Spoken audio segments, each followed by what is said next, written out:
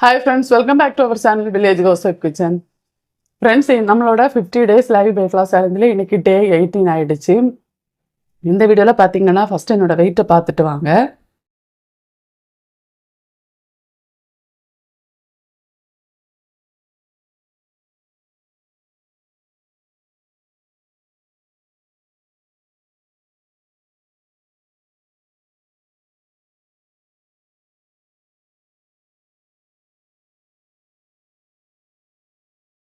வெயிட்டை பார்த்துருப்பீங்க. நேற்றுக்கு பார்த்தீங்கன்னா நிறைய நேரம் வாக்கிங் பண்ணோம்.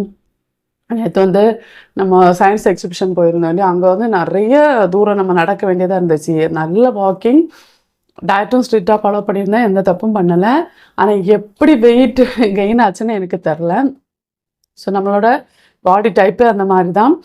நம்ம இப்போ வரைக்கும் நான் மெடிசன்ஸ் எடுத்துகிட்டு இருக்கேன். அதோட பலன் கண்டிப்பாக எனக்கு காட்ட தான் செய்யுது. பரவாயில்ல, நான் டயட்டை கண்டிப்பாக கன்டினியூ பண்ணி தான் ஆவேன்.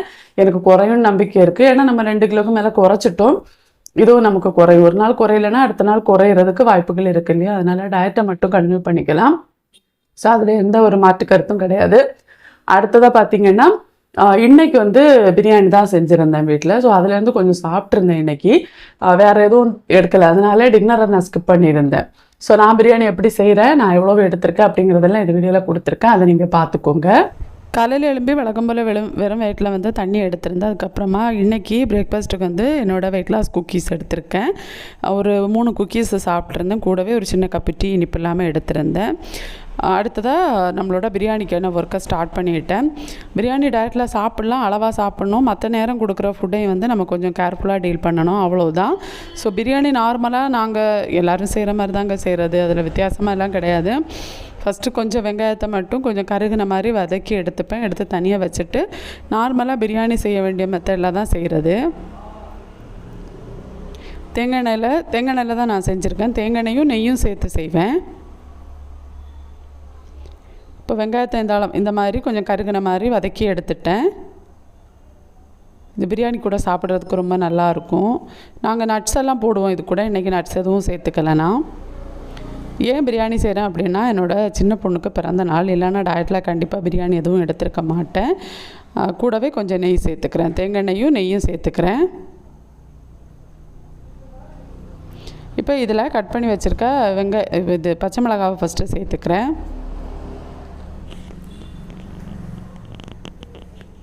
லைட்டாக வதக்கிட்டு அது கூடவே கட் பண்ணி வச்சுருக்க பெரிய வெங்காயத்தை சேர்த்துக்கிறேன். அவளோட பிறந்த நாளுக்கு எதுவுமே செய்யாமல் இருக்கிறது எப்படி? வேறு எதுவுமே பண்ணலை, கேக் எதுவுமே இந்த முறை பண்ணலை, டயட் இருக்கனால பிரியாணியாச்சும் செஞ்சு கொடுப்போம் அப்படின்னு தான் செஞ்சு கொடுக்குறேன். பிறந்த நாள் நாளைக்கு தான், இன்றைக்கி செஞ்சிடுறேன் நான். இன்றைக்கி ஹஸ்பண்ட் வீட்டில் இருப்பாங்க, நாளைக்கு லீவு. பட்டை லவங்கெல்லாம் ஃபஸ்ட்டே போட வேண்டியது மறந்துட்டனால இப்போ போட்டுக்கிறேன். இப்போ வெங்காயம் நல்லா வதங்கிடுச்சுங்க. இப்போ இது கூட கட் பண்ணி வச்சுருக்க தக்காளி சேர்த்துக்கிறேன். நான் 1 கிலோ அரிசிக்கு செய்கிறேன்.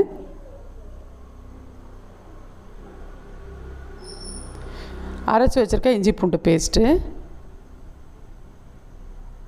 எல்லாம் சேர்த்து இந்த தக்காளி வந்து நல்லா சாஃப்டாக வேகிற வரைக்கும் நல்லா வதக்கி எடுத்துக்கலாம். நம்ம தேவையான அளவுக்கு உப்பும் இப்போவே போட்டுக்கிறேன் நான். இது அரிசிக்கும் சேர்த்து போட்ட உப்பு கரெக்டாக இருந்துச்சு. உப்பு ரொம்ப குறைவாக தான் நாங்கள் எடுப்போம்.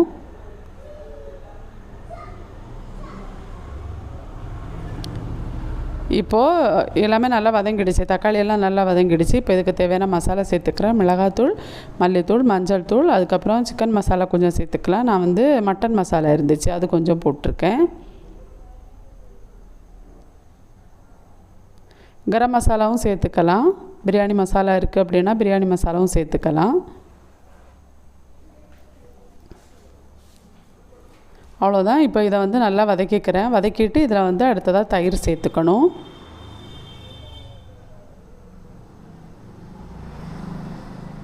நான் சிக்கன் பிரியாணி தான் இன்றைக்கி செஞ்சுருந்தேன்.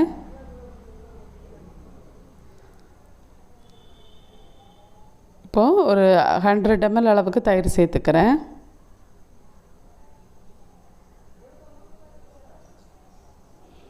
தயிர் சேர்த்து மறுபடியும் இதை நல்லா மிக்ஸ் பண்ணி விட்டுக்கிறேன். இது ஒரு கொதி வந்தோடனே கழுவி சுத்தம் பண்ணி வச்சுருக்க சிக்கனை இதில் போட வேண்டியது தான்.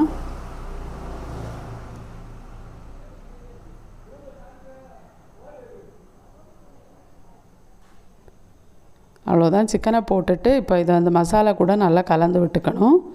இது ஆவியிலே கொஞ்சம் வேகட்டும், அப்படியே வேக விடலாம். பிரியாணி எல்லோரும் இதே மெத்தடில் தான் செய்வாங்க.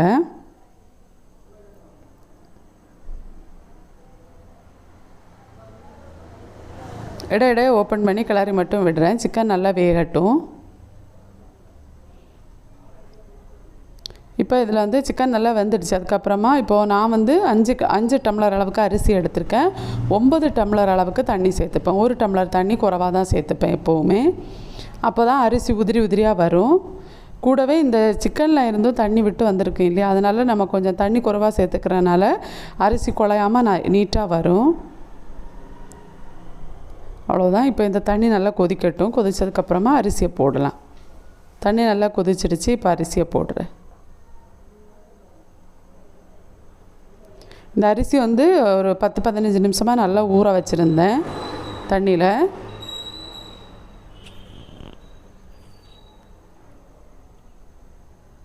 அவ்வளோதான். இதை இப்போ லைட்டாக கிளறி விடணும், அரிசி உடையாமல் கிளறி விட்டுட்டு இந்த அரிசி போட்டதுக்கப்புறமும் நல்லா கொதித்து வரணும். கொதித்து வந்ததுக்கப்புறமா தான் நம்ம லோ ஃப்ளேமில் விடணும். இப்போ நான் கொஞ்சம் நெய் சேர்த்துக்கிறேன்.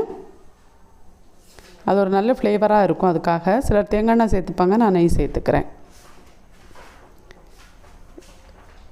இப்போ நல்லா கொதிச்சு வருது. இந்த ஸ்டேஜில் நம்ம அடுப்பை சிம்மில் வச்சுட்டு ஒரு 10லேருந்து 15 நிமிஷம் அந்த மாதிரி அப்படியே விட்டு எடுத்தோம் அப்படின்னா நம்மளோட பிரியாணி ரெடி ஆகிடும். எனக்கு தெரிஞ்சு பிரியாணி ரொம்ப சிம்பிளாக ஈஸியாக செய்யக்கூடியது. இந்த ஸ்டேஜில் வந்து நம்ம வதக்கி வச்சுருக்க வெங்காயத்தையும் சேர்த்துக்கிறேன். சேர்த்துட்டு அப்படியே மூடி போட்டு 10 நிமிஷத்துக்கு அப்புறமா ஓப்பன் பண்ணி பார்த்தா பிரியாணி ரெடி ஆகிடுச்சு. சூடாக பார்க்குறதுக்கு குழஞ்ச மாதிரி இருக்கும். அதுவே ஆறுனதுக்கப்புறமா நல்லா உதிரியாக நீட்டாக வந்திருக்கும். சிக்கன் ஃப்ரையும் பண்ணியிருந்தேன், அதுதான் எடுத்திருந்தேன் இன்றைக்கி லஞ்சுக்கு. இது தான். அடுத்ததாக கொஞ்சம் கேக் ஆர்டர் இருந்துச்சு. கொஞ்சம் ஃப்ரூட்ஸ் கேக்கு தான், டூட்டி ஃப்ரூட்டி கேக் இருக்குது இல்லையா, பைனாப்பிள் கேக்கு, அது ஆர்டர் இருந்துச்சு. கொஞ்சம் குக்கீஸ் ஆர்டர் இருந்துச்சு. கொஞ்சம் வெயிட் லாஸ் குக்கீஸ், அதுக்கப்புறம் நார்மலாக கொஞ்சம் குக்கீஸ், மைதா குக்கீஸ், இந்த மாதிரி கொஞ்சம் நிறையாவே ஆர்டர் இருந்துச்சு. ஆர்டர் எல்லாமே முடித்து எல்லாமே பேக் பண்ணி முடிச்சுட்டேன். அப்போ தான் கொரியர் நாளைக்கு பண்ண முடியும். அதுக்கு கரெக்டாக இருக்கும். இல்லைனா நாளைக்கும் கொஞ்சம் ஆர்டர்லாம் செய்ய வேண்டியதாக இருக்குது. எனக்கு டைம் பத்தாது அப்படிங்கிறனால இன்றைக்கே முடித்து கொரியர் பண்ண வேண்டியது எல்லாமே பாக்ஸில் ரெடி பண்ணி வச்சுட்டேன். ஓகே ஃப்ரெண்ட்ஸ், என்னோட வீடியோ ஃபுல்லாக பார்த்துருப்பீங்க. வீடியோ யூஸ்ஃபுல்லாக இருக்குன்னு நினைக்கிறேன். நாளைக்கு இன்னும் ஒரு இன்ட்ரெஸ்டிங்கான வீடியோவில் உங்களை சந்திக்கிறேன். அது வரைக்கும் பாய் ஃப்ரெண்ட்ஸ். தேங்க்ஸ் ஃபார் வாட்சிங்.